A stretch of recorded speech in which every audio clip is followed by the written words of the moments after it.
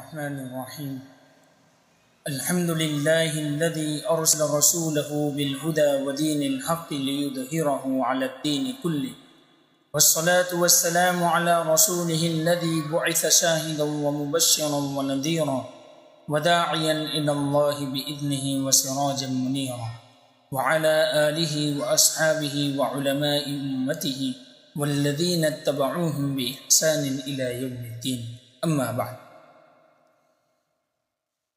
بزرگان محترم اور میرے عزیز ساتھیوں، اللہ تعالیٰ نے اپنی حکمت سے جس طرح آفتاب کی دھوپ اور چاند کی چاندنی، دین کا اجالا اور رات کی تاریکی، آسمان کی بلندی اور زمین کی پستی کو ایک دوسرے کے مقابل پیدا فرمایا ہے، اسی طرح ہر فرد بشر میں خیر اور شر کی دو متضاد قوتیں ودیعت فرما کر انسان کو آزمائش کے دوراہے پر کھڑا کر دیا ہے۔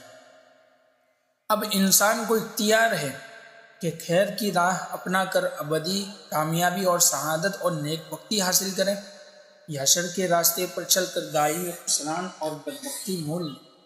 ارشاد باری ہے وَنَفْسٍ وَمَا سَوَّاهَا فَأَلْهَمَهَا فُجُورَهَا وَتَقْوَاهَا قَدْ أَفْلَحَ مَنْ زَكَّاهَا وَقَدْ خَابَ مَنْ دَسَّاهَا۔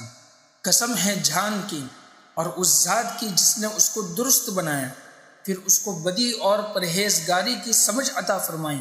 یقیناً وہ مراد کو پہنچا جس نے اس کو سوار لیا، اور نامراد ہوا وہ شخص جس نے اس کو خاک میں ملایا۔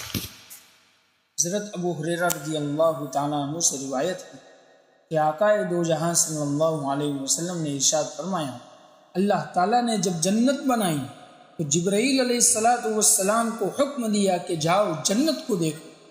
حضرت جبرائیل علیہ السلام نے جا کر کے جنت اور راحت و لذت کے ان سامانوں کو دیکھا جو اللہ تعالیٰ نے اس میں اہل جنت کے لیے تیار فرمائے۔ پھر بارگاہ یزدی میں حاضر ہو کر عرض کیا، پروردگار آپ کی عزت و عظمت کی قسم، آپ نے جنت میں راحت و لذت کے ایسے سامان پیدا فرمائے ہیں کہ جو بھی اس کا حال سن لے گا ضرور اس میں پہنچے گا۔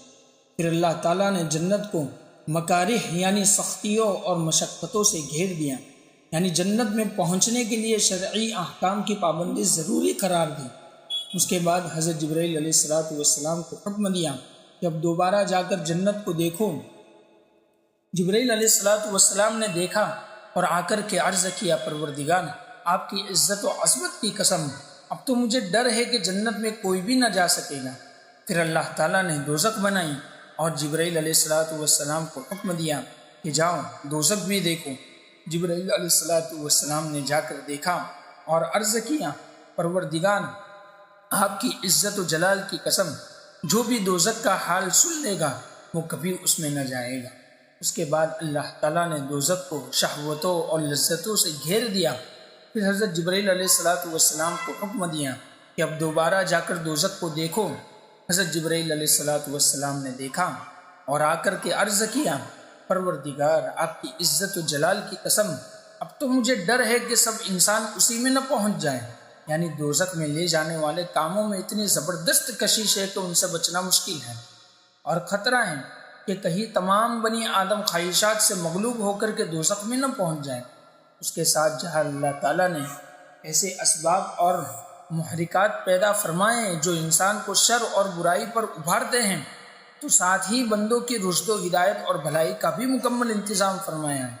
چنانچہ نفس کے شر سے بچنے کے لیے عقل سلیم عطا فرمائی جو انسان کو برائیوں سے روکتی ہے، اور شیطانی اور طاغوتی طاقتوں کا مقابلہ کرنے کے لیے انبیاء کرام اور پیغمبران عظام کو بھیجا جنہوں نے ضلالت و گمراہی کی گھٹا ٹوپ اندھیریوں میں رشد و ہدایت کی شمع جلائی اور دلوں کی تاریخ و دنیا کو ہدایت کے نور سے جگمگا دی۔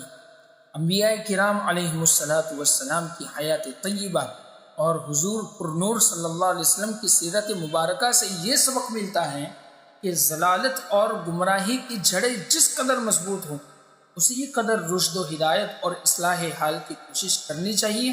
انشاءاللہ بالآخر ضلالت و گمراہی کو ناکامی کا منہ دیکھنا پڑے گا، کیونکہ یہ اللہ تعالیٰ کا یہ خلا نظام ہے کہ روشنی جب عالم میں پھیلتی ہے تو تاریکی چھٹ جاتی ہے۔